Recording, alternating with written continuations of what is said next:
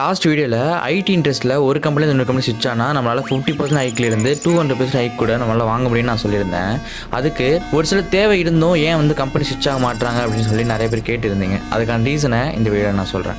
ID இண்டஸ்ட்ரியில் multiple Rolle's இருக்கும். Like full stock developer, infra engineer, cloud engineer, security engineer, data engineer, QA இன்ஜினியர்னு சொல்லிட்டு multiple Rolle's இருக்கும். இந்த Rolle's எல்லாமே ஒரு ப்ராடக்ட் ஆர் அப்ளிகேஷனை டெவலப் பண்ணுறது, செக்யூரிட்டி டைட் பண்ணுறது அண்ட் ஏதாவது இஷ்யூஸ் வந்துச்சுன்னா அதை ஃபிக்ஸ் பண்ணுறது மாதிரியான டெக்னிக்கல் ரிலேட்டடாக இருக்கும். ஸோ இதனால் ஒரு 2 இயர்ஸில் உங்கள் நாலேஜ் நல்லாவே இம்ப்ரூவ் ஆகிருக்கும். அண்ட் இது மாதிரி ரோல்ஸுக்கு ஓப்பனிங்ஸும் ஃப்ரீக்வெண்ட்டாக இருக்கும். ஸோ இதனால் நீங்கள் ஸ்விட்ச் ஈஸியாக ட்ரை பண்ணிங்கன்னா ஈஸியாக உங்களுக்கு ஜாப் கிடைக்கிறதுக்கு வாய்ப்பு இருக்குது. இன் அதர் ஹேண்ட் சப்போர்ட் இன்ஜினியர்ஸ்னு சொல்லி ஒரு ரோல் இருக்குது. இங்கே L1 support engineer, L2 support engineer, production support, application support, technical சப்போர்ட்னு சொல்லிட்டு வேரியஸ் டிஃப்ரெண்ட் சப்போர்ட் ரோல்ஸு இங்கே இருக்கும். அண்ட் இந்த ரோலில் ஒரு ஜாப் ஆர் பைப்லைன் ஃபெயில் ஆயிடுச்சுன்னா அதை ரீரன் பண்ணுறது, ஹோல்ட் பண்ணுறது, ஒரு பைப்லைன் ஆர் ஒரு அப்ளிகேஷன் ஃபெயில் ஆயிடுச்சு ஆர் அதில் ஒரு ஃபால்ட் வந்து வருதுன்னா அந்த அப்ளிகேஷனை கிரியேட் பண்ண டெவலப்பரை மெயில் மூலமாக ரீச் அவுட் பண்ணுறது அண்ட் ஒரு கால் கிரியேட் பண்ணி அந்த பைப்லைன் ஆர் அந்த அப்ளிகேஷனை கிரியேட் பண்ண டெவலப்பர்ஸ் அந்த காலில் என்கேஜ் பண்ணி இஷ்யூ எதனால் ஆச்சு, இஷ்யூவோட ரூட் காஸ் என்ன, அதோட ஃபிக்ஸ் என்ன, எப்போ ஃபிக்ஸ் ஆகும் அப்படிங்கிற மாதிரி டீட்டெயில்ஸ்லாம் ஒரு சம்மரியாக எடுத்து மேனேஜ்மெண்ட்டுக்கு நீங்கள் மெயில் பண்ணுற மாதிரி இருக்கும். That's call SLA summary or advisory ரிப்போர்ட்னு சொல்லுவாங்க. இந்த மாதிரி ரோலில் டெக்னிக்கலாக நீங்கள் கற்றுக்கிறது ரொம்ப கம்மியாக இருக்கும். ஸோ நீங்கள் இப்போ தான் ஒரு ப்ராஜெக்ட்டில் ஜாயின் பண்ணுறீங்கன்னா அந்த ப்ராஜெக்ட்டில் அந்த நேரத்தில் என்ன ஓப்பனிங்ஸ் இருக்கோ அதில் ரேண்டமாக உங்களை தூக்கி போடுவாங்க. ஸோ அந்த நேரத்தில் ஒரு சப்போர்ட் ரோலில்